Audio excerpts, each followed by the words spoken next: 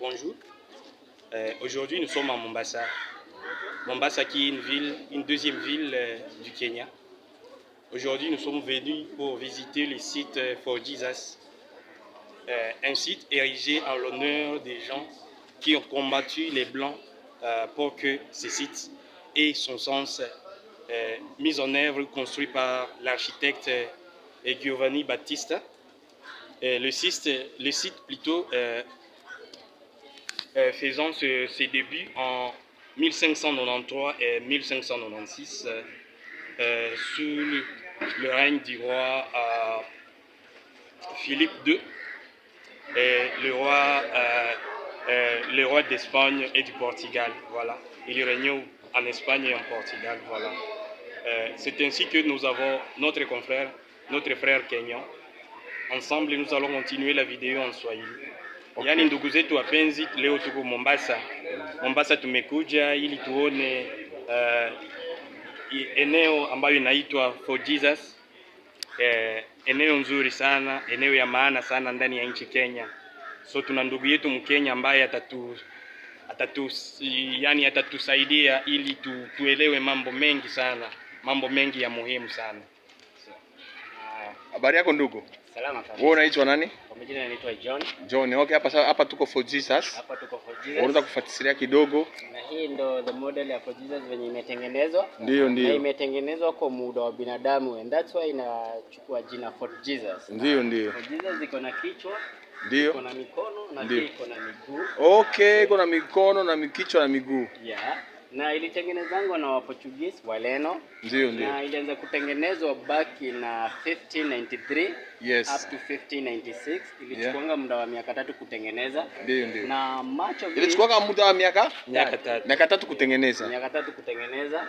Na sana imechongwa kutoka kwa lile jiwe linapatikana kule chini ya bahari linaitwa coral stone. Oh, ile kuna jiwe imechongwa.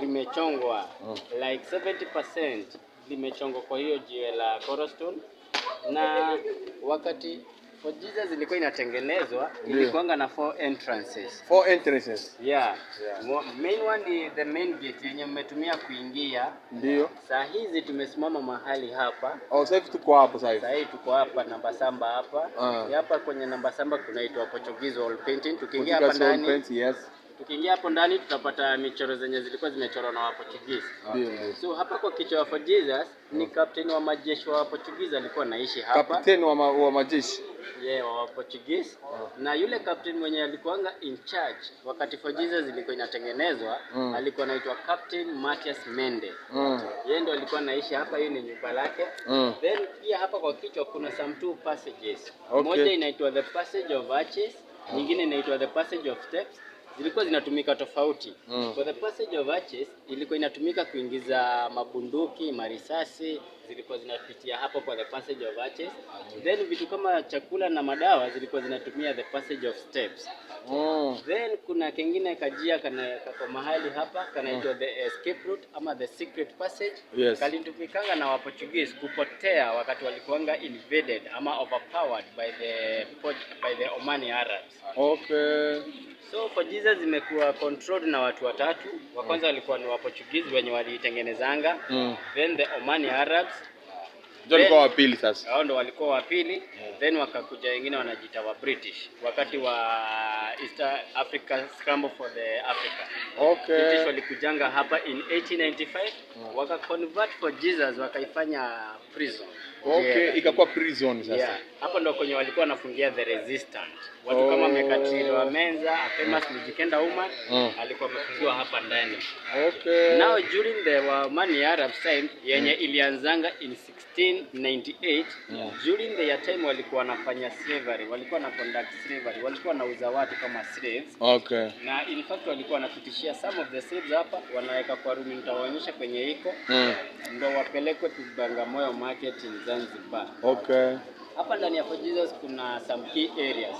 Kuna kama hii structure hapa number 9. Number 9. Yeah, hii structure number 9 ndilo hili hapa. Njoo hii hapa. Ndio hii hapa. Kitambo zilikuanga ni barracks za masoja wa Portuguese kwenye walikuwa wanalala. But limefanywa renovation na sasa linatumika kama museum na lilifanywa renovation back in 1962. 1962 ndio ilifanywa renovation na sasa inatumika kama museum. Okay. Waportugize walikuwa ni Wakristo. In fact walikuwa Roman Catholics. Walikuwa wametengeneza a chapel hapa ndani. Hii number 11 ilikuanga ni kanisa la Waportugize. Ilikuwa ni kanisa hili. Yeah. Then hii number 12 ni tank la maji yenye walikuwa wanatumia ku harvest rain water. The Portuguese that is wakitumia the roof ya hiyo kanisa ya Portuguese wana harvest rain water wanaiweka kwa hii tank. Rain water sasa. Rain water. Pale huko. Yeah, kwa sababu hapa ndani hapa around Mombasa maji yake ni very salty. Ni so salty, they had to harvest rain water. Okay. Lakini vile Waarabu waliingia hawakuamini maji ya Portuguese. Wali opt kutengeneza their own well. Walichimbua shimo lao la maji. Hapo nyuma tu ya hii tanki ya Portuguese hapo nyuma kuna the Omani well. Lakini shimo lenyewe liko na a depth of about 23 meters kwenda chini, lakini maji ni very salty. So the Arabs walikuwa disappointed kwa sababu maji yenye walipata ni very salty. So their fresh water they had to go all the way mpaka Old Town kuendea maji yao fresh ya kukunywa. Then kuna hii block number 15. Hapa number 15 ndo ilikuwa inatumika kama dispensary ya Waportuguese kwenye walikuwa wanaendea madawa zao. Hapo number 15 ilikuwa dispensary yao. Yeah. Then wakati Waarabu waliingia, waliconvert wakaifanya nyumba ya kiongozi wa Waarabu. Kiongozi wa Waarabu alikuwa anaishi hapo. Okay. Sasa inatumika kama the Omani Gallery House. Then kuna block number 6.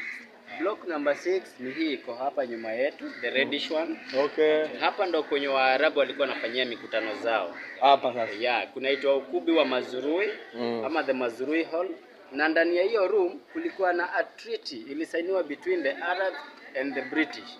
Waarabu walikuwa wanataka protection ya British na wasikuje kupigwa na the Germans wenye walikuwa na colonize Tanganyika back then. Okay. Treaty ilisainiwa back in 1823 na 1823.